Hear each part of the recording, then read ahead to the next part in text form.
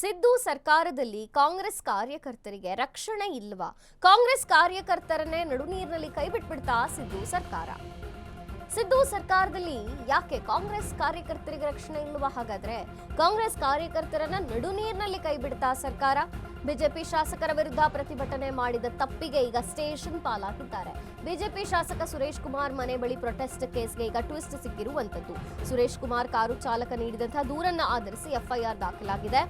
BNC 2023 section 189, 190 ಮತ್ತು 270, 329 ಅಡಿಯಲ್ಲಿ FIR ದಾಖಲಾಗಿರುವಂತದ್ದು. Basaveshwara Nagar ಠಾಣೆಯಲ್ಲಿ ಕಾಂಗ್ರೆಸ್ ಕಾರ್ಯಕರ್ತರು ಪಕ್ಷದ ಪರ ಪ್ರತಿಭಟನೆ ನಡೆಸಿದ ತಪ್ಪಿಗೆ ಈಗ ಠಾಣೆಯಲ್ಲಿ ಕೈಪಡೆ. ಸ್ಟೇಷನ್ ಬೇಲ್ ಪಡೆದು ಹೊರಬಂದಂತಹ ಕಾಂಗ್ರೆಸ್ ಕಾರ್ಯಕರ್ತರು 3-4 ದಿನದಿಂದ ಬಸವೇಶ್ವರ ನಗರ ಠಾಣೆಯಿಂದ ಕೈಪಡೆಯ ಫೋನ್ ಕಾಲ್. ಕಾಂಗ್ರೆಸ್ ಕಾರ್ಯಕರ್ತರ ವಿರುದ್ಧ 107 ಅಡಿಯಲ್ಲಿ ಕೇಸ್ ತಯಾರಿ ಆರೋಪ. ಕಾಂಗ್ರೆಸ್ ಕಾರ್ಯಕರ್ತರ ಧ್ವನಿ ಕುಗ್ಗಿಸಲು ಬಿಜೆಪಿ ಒತ್ತಡ, ಇದು ತಂತ್ರನ ಅಥವಾ ಕೈ ಕಾರ್ಯಕರ್ತರನ್ನ ಪೊಲೀಸರ ಮೂಲಕ ಭಯಪಡಿಸುವ ಪ್ರಯತ್ನನ ಅನಿಸ್ತಿದೆ. ಪ್ರೊಟೆಸ್ಟ್ ಹೆಚ್ಚಿಸಿದ್ದು ಅಪರಾಧನ, ಇದೆಷ್ಟು ಸರಿ? ಕೈಪಡೆ ಗರಂ ಆಗಿದೆ. ಕಾರ್ಯಕರ್ತರಿಗೆ ಬಂದೊದಗಿದಂತಹ ಸ್ಥಿತಿಯ ಬಗ್ಗೆ ಪಕ್ಷದಲ್ಲೇ ತೀವ್ರ ಬೇಸರವಾಗಿದೆ. ಕಾರ್ಯಕರ್ತರಿಗೆ ರಕ್ಷಣೆ ಒದಗಿಸಿದಂತಹ ಸರ್ಕಾರದ ಕ್ರಮಕ್ಕೆ ಅಸಮಾಧಾನ ಕೇಳಿ ಬರ್ತಿದೆ. ಸಿದ್ದು ಸರ್ಕಾರದಲ್ಲಿ ಕಾಂಗ್ರೆಸ್ ಕಾರ್ಯಕರ್ತರಿಗೆ ರಕ್ಷಣೆ ಇಲ್ವಾ? ಕೈ ಬಿಟ್ಬಿಡ್ತಾ ಹಾಗಾದ್ರೆ ಶಾಸಕರನ್ನ ಸರ್ಕಾರ?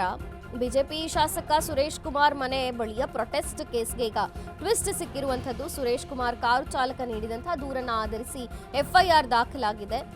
ಸೆಕ್ಷನ್ 189, 190, 270 ಮತ್ತು 329 ಅಡಿಯಲ್ಲಿ ಎಫ್ಐಆರ್ ದಾಖಲಾಗಿರುವಂತದ್ದು. ಬಸವೇಶ್ವರ ನಗರ ಠಾಣೆಯಲ್ಲಿ ಕಾಂಗ್ರೆಸ್ ಕಾರ್ಯಕರ್ತರು ಪಕ್ಷದ ಪರ ಪ್ರತಿಭಟನೆ ನಡೆಸಿದಂತಹ ತಪ್ಪಿಗೆ ಠಾಣೆಯಲ್ಲಿದೆ ಈಗ ಕೈಪಡೆ. ಸ್ಟೇಷನ್ ಬೇಲ್ ಪಡೆದು ಹೊರಬಂದಿದ್ದಾರೆ ಕಾಂಗ್ರೆಸ್ ಕಾರ್ಯಕರ್ತರು. 3-4 ದಿನದಿಂದ ಬಸವೇಶ್ವರ ನಗರ ಠಾಣೆಯಿಂದ ಕೈಪಡೆಯ ಫೋನ್ ಕಾಲ್. ಕಾಂಗ್ರೆಸ್ ಕಾರ್ಯಕರ್ತರ ವಿರುದ್ಧ 107 ಅಡಿ ಕೇಸ್ ತಯಾರಿ ಆರೋಪ ಕೇಳಿ ಬರ್ತಿದೆ.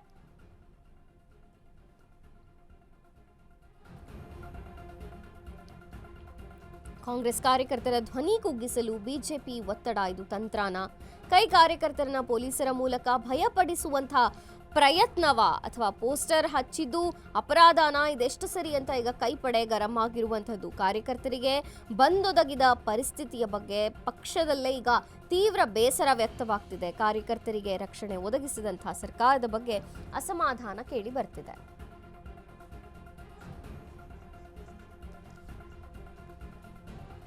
ಈ ಬಗ್ಗೆ ನಮ್ಮ ಜೊತೆಗೆ ಮಾತಾಡೋದಕ್ಕೆ ಕುಶಾಲ್ ಹರುವೇಗೌಡ, ಕಾಂಗ್ರೆಸ್ ಕಾರ್ಯಕರ್ತರು ಸಂಪರ್ಕದಲ್ಲಿದ್ದಾರೆ.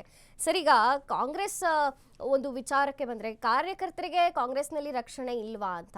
ಯಾಕೆಂದ್ರೆ ಪ್ರತಿಭಟನೆ ಮಾಡೋಕ್ ಹೋಗಿ ಕಾಂಗ್ರೆಸ್ ಕಾರ್ಯಕರ್ತರನ್ನೇ ಶಾಸಕರನ್ನೇ ಕೈ ಬಿಟ್ಬಿಡ್ತಾ ಅಂತ ನೀವೇನ್ ಹೇಳ್ತೀರಿ ಸರ್? ಮೇಡಮ್ ನೋಡಿ, ನಾವು ಅವತ್ತೇನ್ ಸದನದಲ್ಲಿ ಮಾನ್ಯ ಸುರೇಶ್ ಕುಮಾರ್ ಅವರು ಭರತಿ ಸುರೇಶ್ ಅವ್ರಿಗೆ 7 ತಿಂಗಳಿಗೆ ಹುಟ್ಟಿರೋ ರೀತಿ ಆಡ್ಬೇಡ ಅಂತ ಹೇಳಿದ್ರು.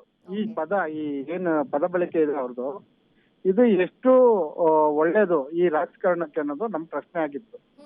ಆಮೇಲೆ ನಾವು ಇದನ್ನ ಈಗ ನಮ್ಮ ಕಾಂಗ್ರೆಸ್ ಲೀಡರ್ಗೊಬ್ರಿಗೆ, ಒಬ್ರು ನಾಯಕರಿಗೆ ಈ ರೀತಿ ಆದಾಗ ನಾವು ಸುಮ್ನೆ ಕೂರಕ್ ಆಗಲ್ಲ. ನಾವು ಪ್ರತಿಭಟಿಸಿದ್ವಿ.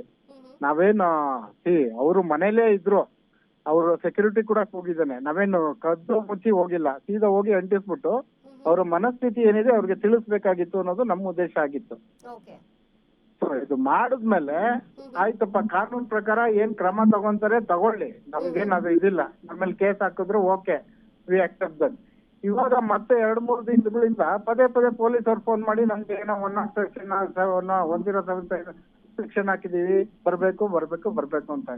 ಸರ್ಕಾರ ಇರೋದು ನಮ್ದೇ, ಸರ್ಕಾರ ನಮ್ದಿದ್ದು ಕೂಡ ಪೊಲೀಸ್ ಅವರು ಈ ರೀತಿ ಇದ್ ಮಾಡ್ತಾ ಇದಾರೆ ಅಂದ್ರೆ ನಮ್ಗೆ ಅನುಮಾನ ಉಂಟಾ ಇದೆ. ಬಿಜೆಪಿ ಅವ್ರ ಜೊತೆ ಪೊಲೀಸ್ ಅವರು ಸೇರ್ಕೊಂಡು ನಮ್ಮ ಹೋರಾಟನ ಹತ್ತಿಕ್ಕಕ್ಕೆ ಪ್ರಯತ್ನ ಮಾಡ್ತಾ ಇದಾರೆ ಅಂತ ನಮ್ಗೆ ಅನ್ನಿಸ್ತಾ ಇದೆ ಮೇಡಮ್. ಯಾಕಂದ್ರೆ ಕೇಸ್ ಹಾಕದ್ಮೇಲೆ ಮತ್ತೆ ಇನ್ನೊಂದು ಸೆಕ್ಷನ್ ಹಾಕಕ್ಕೆ ಏನು ಇದಿದೆ, ಅವಕಾಶ ಇದೆ ಅನ್ನೋದು ನಮ್ಮ ಪ್ರಶ್ನೆ. ಈಗ ಪೊಲೀಸರು ಬಿಜೆಪಿಯ ಒತ್ತಡಕ್ಕೆ ಮಣದ ಹೀಗೆ ಮಾಡ್ತಿದ್ದಾರೆ ಹಾಗಾದ್ರೆ? ಅಲ್ಲ, ಅದು ನೋಡಿ, ನಾನು ಬ್ಲೇಮ್ ಮಾಡಕ್ ಹೋಗಲ್ಲ. ಏನ್ ಆಗ್ತಾ ಇದೆ ಅನ್ನೋದು ನಮ್ಗೆ ಆನ್ಸರ್ ಬೇಕಷ್ಟೇ ಮೇಡಮ್. ಅವರು ಒತ್ತಡಕ್ ಮಣಿತಾ ಇದಾರೋ, ಇನ್ನೊಂದಕ್ ಮಣಿತಾ ಇದಾರೋ, ಬಟ್ ನಮಗ್ ತೊಂದರೆ ಕೊಡ್ತಾ ಇದ್ರೆ ಯಾಕೆ? ಈಗ ಕೇಸ್ ಹಾಕಿದ್ಮೇಲೆ ಮುಗೀತು, ನಾವು ಒಪ್ಕೊಂಡಿದೀವಿ, ಬೇಲ್ ತಗೊಂಡಿದೀವಿ, ಆಚೆ ಓಡಾಡ್ತೀವಿ, ಕೇಸ್ ಅಟೆಂಡ್ ಆಗ್ತೀವಿ, ನಮ್ದೇನಿದೆ ನಾವು ಕೋರ್ಟಲ್ಲಿ ಹೇಳ್ಕೊಂತೀವಿ. ಈಗ ಪಕ್ಷ ಏನ್ ಹೇಳ್ತಿದೆ ಸರ್ ಈ ಬಗ್ಗೆ?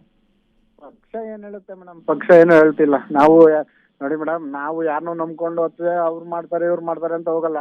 ಹೋರಾಟಗಾರಂಗೆ ಯಾರ್ದು ಇನ್ಫ್ಲೂಯೆನ್ಸ್ ಬೇಡ, ಯಾರು ಇದು ಬೇಡ. ನಮ್ಗೆ ಇದಾರೆ, ನಮ್ಮ KPCC ಜನರಲ್ ಸೆಕ್ರೆಟರಿ ಮನೋಹರ್ ಇದ್ದಾರೆ, ಅಂತವ್ರು ನಮ್ ಕೈ ಹಿಡಿತಾರೆ ಅನ್ನೋ ಭರವಸೆ ನಾವು ಮುಂದೆ ಹೋಗ್ತಾ ಇದೀವಿ ಮೇಡಮ್. ಹೋರಾಟ ಮಾತ್ರ ನಿಲ್ಲಲ್ಲ. ಅವ್ರು ಈ ತರ ಎದುರಿಸೋದು ಬೆದರಿಸೋದು ಮಾಡೋದ್ರಿಂದ ನಮ್ಮನ್ನ ನಿಲ್ಸಕ್ ಆಗಲ್ಲ ಅಂತ ನಮ್ದೊಂದು ಅನಿಸಿಕೆ. Okay okay sir, thank you Ashwika news ಜೊತೆ ಮಾತನಾಡಿದ್ದಕ್ಕಾಗಿ.